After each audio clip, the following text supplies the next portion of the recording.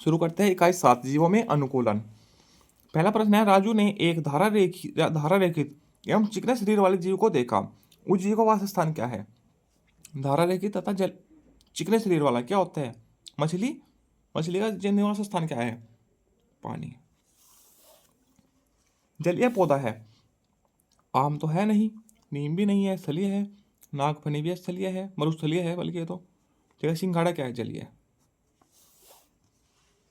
सामान्य तो मछली सांस लेती है, किसी से लेती है? फेफड़ों से नहीं लेती, त्वचा से, पंखों से नहीं, गिल्स के द्वारा देती है। ठीक है। मेंढक रहता है। मेंढक कहाँ रहता है? जल में भी रहता है, स्थल में भी रहता है, वायु में तो नहीं रहता, जल तथा स्थल दोनों में रहता है। ठीक। मरुस्थलीय पौधों में जड़ें क्या होते हैं? मरुस्थलीय पौधों में जड़ें अधिक विकसित होती है। क्यों होती है? क्योंकि वहाँ पानी की कमी होती है, तो वह पानी की खोज मतलब पानी पीने के लिए काफी दूर तक फैली रहती है। हाइड्रिला क्या है?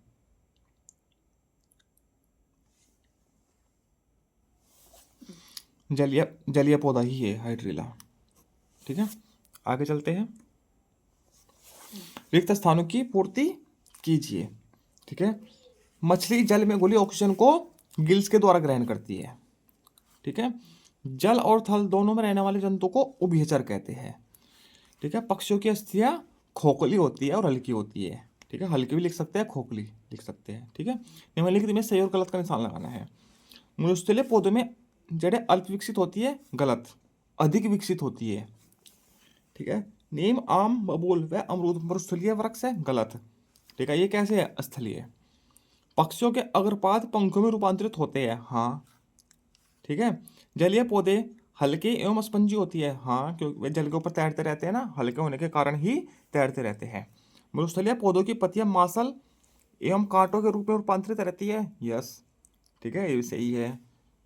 ठीक है, क्योंकि वहाँ पानी की कमी होती है, पानी को अपने अंदर संजोए रहती है, इकट्ठा करके रहती है, इसलिए वह मोटी मोटी हो जाती है। स्तंभ का तथा खा को सुमेलित कीजिए।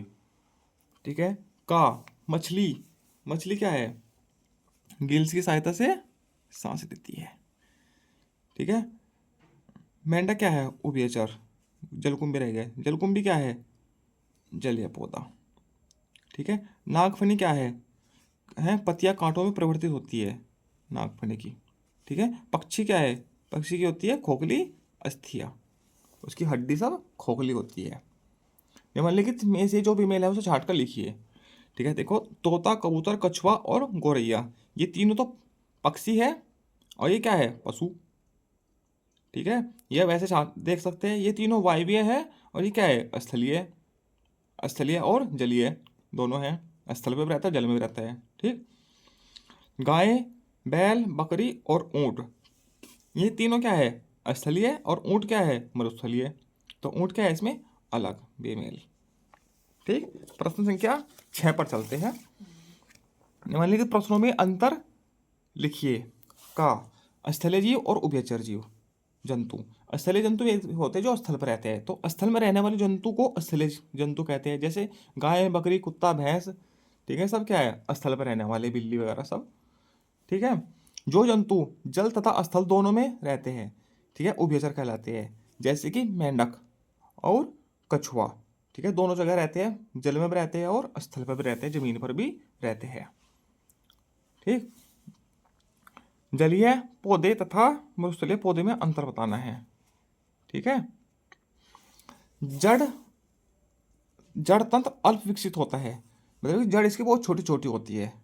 ठीक है, और इसमें क्या होता है? मरुस्थलीय पौधों में अधिक विकसित होती है, क्योंकि उनको जल की आवश्यकता होती है। ठीक है, इसे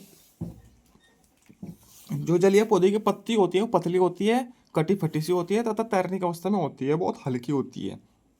ठीक है, और वाष्पोर्जन की क्रिया कम करने के लिए पत्तियां मांसल और कांटों के रूप में होती है, ताकि जल का उत्सर्जन कम हो, इसलिए कांटे के रूप में परिवर्तित हो जाती है। ठीक है, जल को इकट्ठा करके रखती है। और जलीय पौधा कौन सा है? सिंघाड़ा, हाइड्रिला।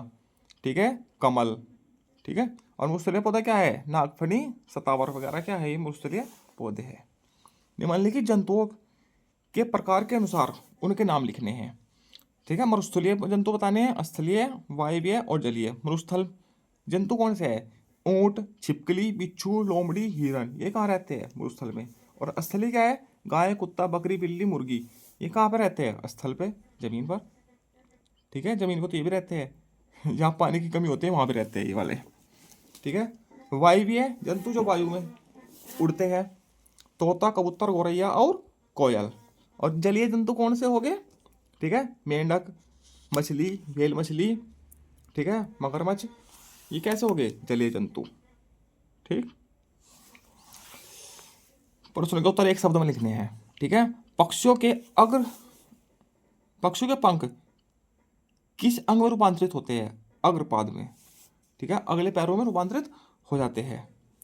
ठीक है। ऊंट किस प्रकार के वातावरण में रहता है? कहाँ रहता है? मरुस्थलीय पे, जहाँ पे पानी की कमी होती है। ऐसे दो पौधों के नाम लिखिए जो पानी में उगते हैं और भोजन के रूप में खाए जाते हैं। जैसे कि सिंघाड़ा, सिंघाड़ा खाया जाता है भोजन के रूप में, और कमल, ठीक है, दोनों खाए जाते हैं। उड़ने वाले कीड़ों में कितने जोड़ी पंख होते हैं? 2 जोड़ी। ठीक है। वायवीय जंतुओं में अनुकूलन को उदाहरण सहित संक्षेप में लिखना है। वायवीय जंतु 2 प्रकार के होते हैं। ठीक है, एक तो पक्षी होते हैं और दूसरा होता है कीट। तो पक्षियों और कीटों को अलग अलग लिखेंगे हम। ठीक है।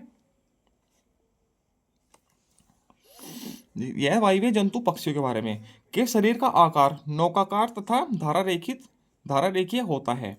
इनके अग्रपाद ही पंखों में रूपांतरित होते हैं जो उड़ने में सहायक होते हैं। इनकी अस्थियां खोखली एवं वायु से भरी होती है जिससे इनका शरीर हल्का होता है, जैसे तोता, कबूतर आदि। ठीक है, ये वायवीय जंतु है पक्षी। और कीड़ों के बारे में बताते हैं कुछ। ठीक है। तो वायवीय जंतुओं जैसे कीटों का शरीर छोटा और हल्का होता है। जब ये उड़ते हैं तो 2 जोड़ी पंख फैला लेते हैं। इनमें 2 जोड़ी पंख होते हैं। ठीक।